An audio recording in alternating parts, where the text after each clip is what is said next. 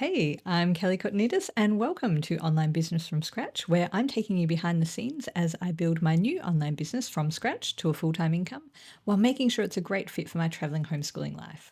I'll be walking you through everything I do and why so you can follow along and build your own flexible online business quickly and efficiently. And this episode is a little different to my previous ones because I'm getting stuck right into a specific thing that I did. And that thing is beta testing my newest online course. And this is a big course. It's going to probably be my core foundational online business course that the others will branch off from. So creating it is a really big deal. Now, this is the reason why I dropped everything else for a few months, like why I had this podcast break. It's because I've been creating a course along with an awesome group of testers.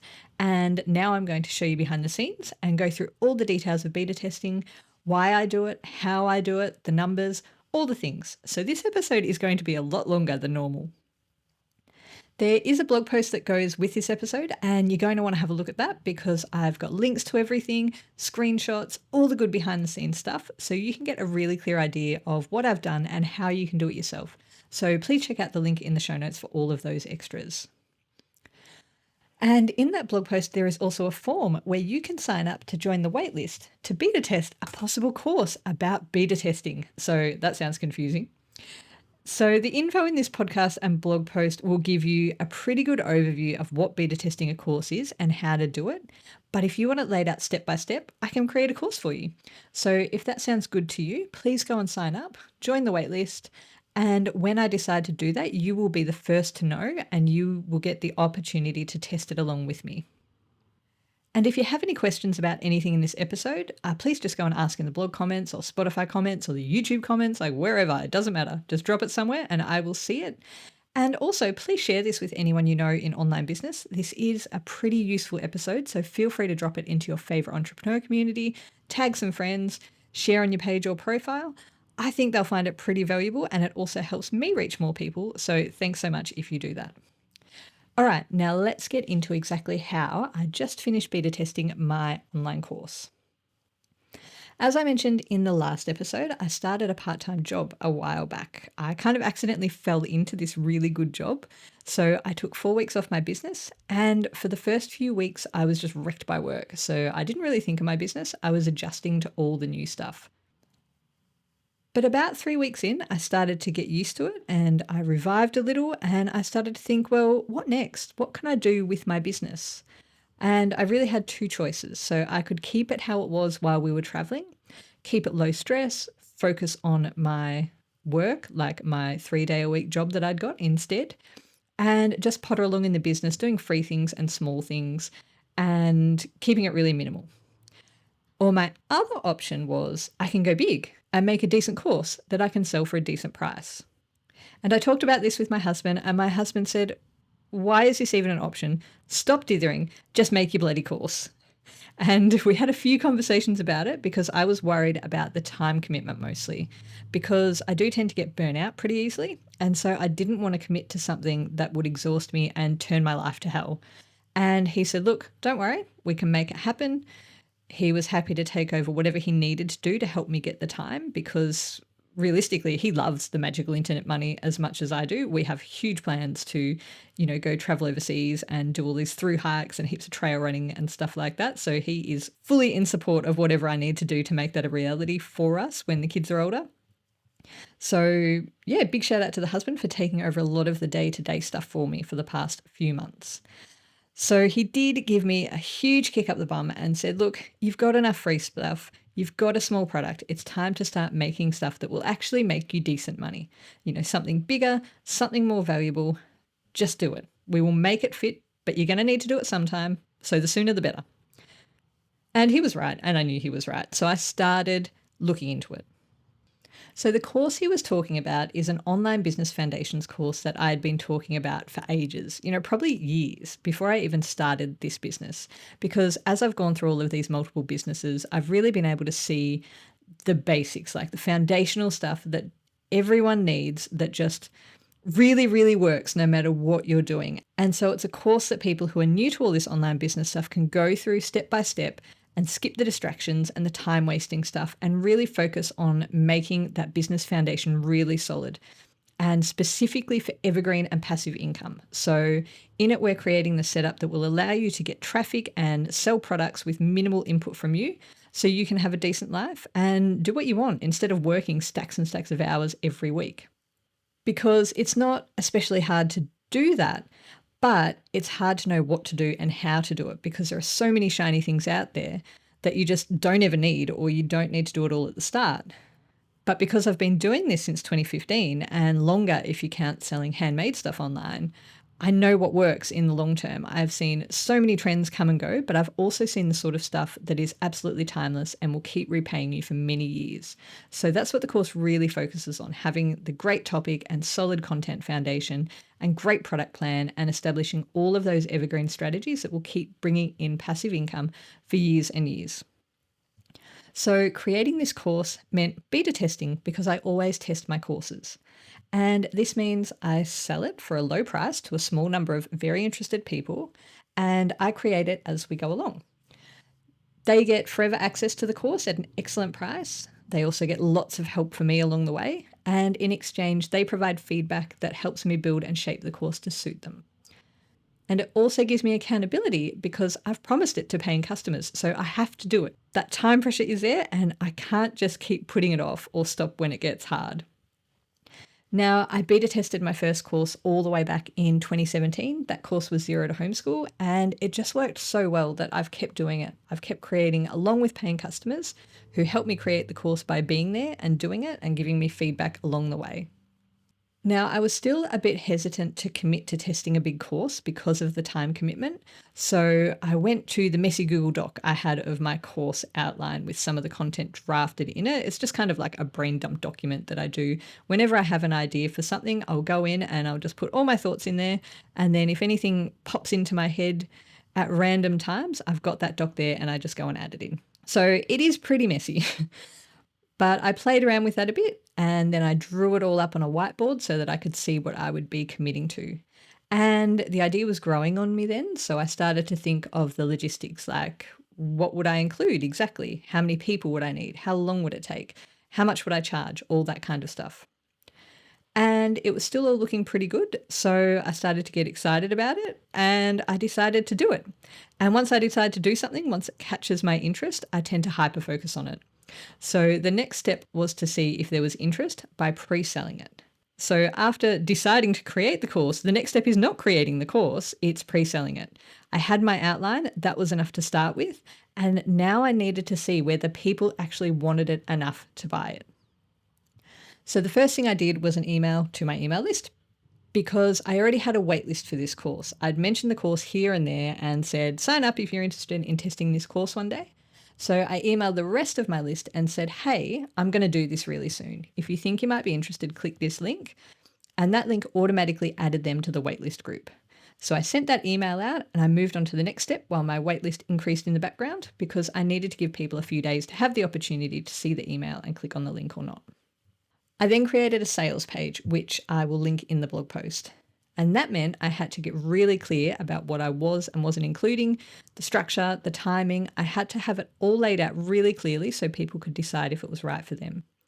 And this is pretty standard with every sales page I do. I like to be upfront and transparent and make sure people know exactly what they're getting. But it's especially important with beta testing because I want to make sure that the people who sign up are going to do the course and provide feedback and just interact in general because that's part of the deal of testing. They get a lot for a low price, but that's in exchange for their input. And I also created a product in Thrivecart so they could sign up and purchase, and I wrote a quick welcome email for people who did sign up. Now, this welcome email was just a welcome email. I've put a screenshot in the blog post and it basically says, thanks for joining, we'll start on this date, I'll send you access before then. Because keep in mind, at this time, there's still no product. I hadn't even created the first lesson of the course. I hadn't even created a product in Thrivecart. All I had created was the ability to buy it. So all I had at this stage was my messy Google Doc and my very basic whiteboard outline. And there's a photo of that in the blog post too. And that's because I had no idea whether people would buy it. So there is no point creating something people won't buy. And it's best to find that out before I spent hundreds of hours creating the course. So it took about a week for me to be happy with my plan and all the details and the sales page. It didn't take that many hours overall, but I had to fit it in when I had time. So after that, I emailed it out to the waitlist, the sales page link, but there was no option to buy. I didn't want impulse purchases because, again, I wanted the right people in there. So I really wanted to give people time to think about it, to read all the details on the page, just to think about whether it was what they needed right now, about whether they had time to do it, and also give them a bit of time to put aside some money for it, because I know that many people have to budget. And so I didn't want anyone who was a good fit missing out because it just appeared out of nowhere and they had no time to financially prepare for it. So I emailed the sales page out with all the details. I said to reply if they had any questions, and I gave the time and date that they would be able to join so that the people who really wanted to could make sure they got in, because it was fairly limited spaces. So I was thinking positively here, maybe lots of people would want to join and it would sell out really quickly. You never know. So to step back a bit, here are the details. I decided that I needed a minimum of 5 people in order to get a decent range of feedback, but I would cap it at 7 to make sure I could give lots of individual attention. And that was a hard number that was not negotiable. That means that if I had 4 or fewer people enroll, I would refund them and say, sorry, it's not happening because I can't even fill the spaces for a test run, which means the course idea is probably not a great one. And I would probably need to go back to the drawing board and come up with something more sellable. And that is why I didn't create the course first, because if no one wanted it or they wanted something a bit different, what a waste of time that would be from me, creating a whole course in private and then just hoping that people would buy it. This is why beta testing and selling the spaces for beta testing shows you if you have a viable idea or not before you put in months of effort. If all the beta testing stuff works, you can be pretty confident that you have a profitable product. So back to the numbers, I put down a minimum of 5 people, maximum of 7, and I was charging $150 each. So to me, that's a bargain for them in terms of getting forever access to the course and lots of feedback from me. But it's also enough that it's probably not going to tempt people who just collect things. So people who would just sign up and not do it. People who pay $150 are so much more likely to actually value it and put in the work. Plus, it means that I get paid a little bit for my time. Like, it's nowhere near a sustainable wage, but my main goal here is to create a course to make a long-term asset for the business, and any payments are a nice bonus, really. And there was also a clause in there to say that anyone who wasn't participating after a few weeks would be refunded and their access would be removed. I have had to do that a couple of times in the past because people sign up and they just disappear. And again, I don't want people just signing up and collecting something that they're never going to use, or I don't want them signing up and paying a really low price for something that they then come back to in 2 years' time when it's worth 10 times more than that. So I find it easier overall if a few weeks in you're not participating, that's fine, I will just refund you. So time-wise, I had allowed 1 week per module. So it was 9 weeks for 9 modules, and then I built in another 3 weeks as buffer, so 12 weeks in total. I was fairly confident I could finish it in the 9 weeks, but I also know that things tend to happen to me. So having the extra time really helps to reduce my stress levels. And I was really, really glad I did this because the shit hit the fan in my life and that buffer was essential. And I will tell you all about that when we get to it. So at this stage, I had the course and how the testing would work all planned out. I'd told everyone on my email list that I was going to do it, and I was feeling pretty good about it all, actually. I was looking at it all and going, right, I think this is a good idea. It's what people say they want. I think it's what they need. So I think it'll work. I've got 58 people on the wait list, so I'm pretty sure I'll be able to fill the spaces. And overall, I'm feeling pretty good about this. It's looking great. And of course, I felt this way right up until the point where I reached the launch date and time. So then I added the checkout to the page and I emailed everyone to say, right, it's up and ready for you to join. And as soon as I sent it out to those 58 people, my brain flipped to, oh, actually, you know what? It's crap. No one's going to want it. This is going to be a total flop. And to show you how ridiculous brains can be, when I sold one of the spaces in a couple of minutes, I didn't think, oh, yay, someone wants it, validation. Because of course not. Why would I do that? I just thought, oh no, now I actually have to tell someone it was a big failure and refund them when no one else joins. But actually, you know what? I'm sure 3 more people will join, just so I have to refund 4 people and humiliate myself to the maximum number of people. And so when someone else bought about 20 minutes in, that's exactly what I thought. Oh no, someone else to refund. So yeah, Please don't think you're the only irrational one here. These thoughts are completely normal, and they're also why I always have something else to do on launch day. That's so I don't sit in front of a screen refreshing obsessively. So I went to work where there are lots of distractions and my obsessive email checking is pretty limited. But it turns out I was being completely irrational. I hit 5 sales on that first day, and that's when I thought, oh my goodness, I'm actually doing this now. I've got my 5 people. This is actually happening. And that was pretty exciting until I thought, oh wow, my next few months are going to be really busy. I'd better get started. So that was when I started creating the course. We had 2 weeks until the starting date when I'd promised the first module. So again, that's another bit of a buffer, which enabled me to get everything set up and get ready, get a little bit ahead. So I got stuck into it right away. But before I get into that, I'll just go back to the numbers quickly. So I did fill all the spaces. I sold the next 2 in the next 2 or 3 days, I think. And I actually ended up with 8 people testing. And that's because one person had been asking questions and ended up committing to join after number 7 had already bought. So I did make an allowance for that 8th person. And also, too, it was someone that I knew, and I knew she would be a great inclusion and that she'd do the work and get a good result and provide valuable feedback. So I was happy to add her in. All right, so now I had my 8 people. I needed to actually do something. So I had to create this course that I'd committed to delivering. So first up, I set up the course platform and community. I used Freedom Kit because I'd bought a lifetime account earlier in the year and I wanted to try it out. So I added a welcome section so the course wasn't empty. Then I added all my testers to it and I sent them instructions on how to access it. So they had plenty of time to get in there and get sorted out before I started releasing content. And then I started creating the course while keeping it as a draft. And on day 1, I published the first module, which covered creating a clear vision and some mindset stuff.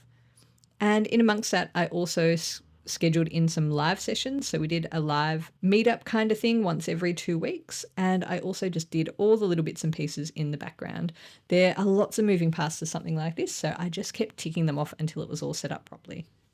So now we'd started, I had my 8 people in and we were doing it. It was happening. And the first few weeks went pretty smoothly. I worked Monday to Wednesday, I did business stuff Thursday to Saturday, and I had my usual screen-free Sunday break day. And I was managing to publish a new module each and every week. But I was pretty much at capacity doing that with those 3 days of work plus the course testing. If you are familiar with spoon theory, doing both of these things would use most of my daily spoons. I didn't have much energy left over, so I was being very careful with my sleep and my food and my exercise habits just to maintain my functioning as much as possible, while also making sure I used my downtime wisely. So, doing stuff like reading or pottering around outside, rather than taking on more tasks which could contribute to burnout. And that worked really well for the first few weeks. But then, because life has a habit of throwing in plot twists, my life turned a bit to chaos. So it was nothing serious, nothing really bad happened. It was just lots and lots of things popped up that took up my time, which meant that removed all of my downtime and then started eating into my business time. Like, my husband had to go away unexpectedly for 2 separate weeks. And while he was gone, my goat had triplets and completely freaked out and refused to feed the runt. So I had a tiny little goat sleeping in a box next to my bed and I was putting on its mum to feed it many times a day. I have to put photos in the blog post. Like, she was about the size of a cat when she was born and really, really cute, but also really demanding. Around the same time, my daughter came to stay with her 2 German shepherds, which was a bit hectic. We had some massive storms, which meant our power was out for hours and hours at a time. We had lots of cleanup. And I also had to do about 6 airport trips, which is a 5-hour round trip. So there's like a full work week just in the airport trips. And when you start to add up all those things and a handful of other things, it wasn't long before I was running at a pretty severe spoon deficit with no real end in sight. And the not fun thing about that too is that when that happens, my sleep tends to turn to shit and my focus scatters and doing stuff just gets much, much harder. And of course, all of this coincided with the more difficult parts of the course. So that's the techie parts where I needed to be very precise and do lots of screen share videos because of course it did. Like, why would it happen in an easy part of the course? That's not the way the world works. So I did keep up with the course for a few more weeks, but then I took one of my buffer weeks and took 2 weeks to finish a module, which relieved a little pressure on me. And my testers were busy too, so they understood, like, they're all really, really lovely. And that helped relieve a bit of stress as well, knowing that they were okay with it, because it would have been much worse if people were there tapping their feet going, come on, hurry up already. Hurry up and deliver what we've paid for. Why are you making us wait? I then also ran into some snags with the actual course. So this always happens. It doesn't matter how good your plan is when you actually execute it, it will change.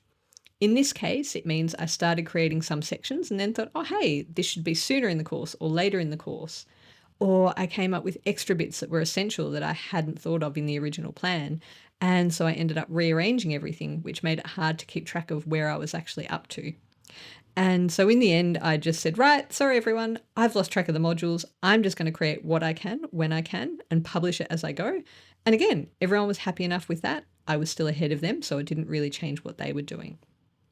But it also added to the stress because I then didn't have a clear way of gauging whether I was still on track like I did when it was the one module, 1 week setup. I also realized most of the way through that I no longer wanted to recommend the platform that I was using as an example because they have just made too many changes lately that I don't really like. And when I realized that I couldn't even embed anything on a site, like nothing, not even a MailerLite form, it felt like it was designed to force people to use the platform's email add-on. That was when I decided I'd had enough and I would need to find something better because there were just too many issues with it that didn't feel entirely ethical.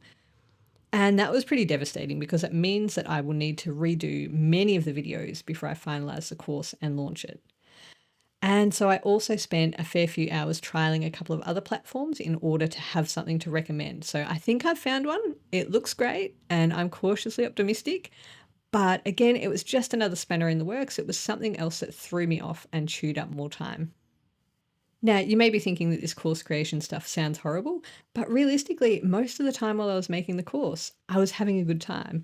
I had a big checklist that I could work through and tick things off and feel that sense of achievement. I could see the course growing. I was getting really good comments from lots of the testers, like, oh my goodness, I've never thought of stuff like this before. This is amazing. I love how you show me to do this. There was one like, when I first did this for my business, it took me weeks and weeks. And oh my goodness, you've just shown me how to do it in 5 minutes. This is amazing. So there were heaps of positives as well. And I was having quite a bit of fun a lot of time making the content and hanging out with the testers and doing all of those things. So overall, yeah, like things went wrong, but overall, it was actually a really, really good experience and I really enjoyed it.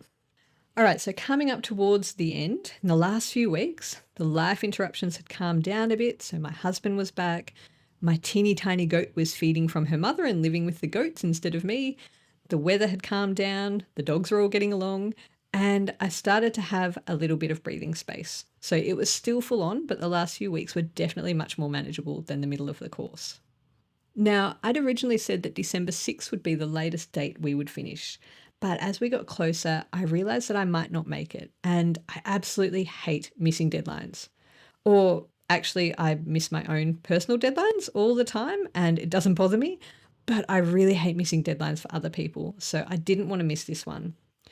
Plus, I was just over it by then. I wanted the course finished and put aside. I'd been working pretty hard for 12 weeks and I wanted to have a rest for a few weeks, and I couldn't do that until I finished it. So I worked my butt off in that last week to try to get it done, but I didn't quite make it. And I was really grumpy at myself. But again, everyone understood. So I ended up publishing the very last part on December 12th. So that was nearly an entire week after my deadline because there are a few snags with the last module. So I took the time to iron them all out and really finish it off properly. I didn't want to do a rush job on it. And I thought, well, if I'm late, I'm late. No one's going to care if it's a couple of days later. And in that last week too, I also offered a bonus. So I said I'd review their business progress if they got it to me by a certain date. And this was partly because I'd had to cancel one of the live sessions and 2 others hadn't been recorded because of glitches and stuff ups. Partly because I'd finished a bit late, but also because everyone had been great with a couple of delays and my messy method of creating the course. Everyone had just been so laid back and so cruisy that I wanted to do something extra nice and extra helpful for them. And I also want to put in here that we will always notice our own issues more than others will. So from speaking to the testers, I realized that they really didn't notice any issues with me creating the course. They weren't tracking my dates. I was still ahead of them and that was all they were paying attention to.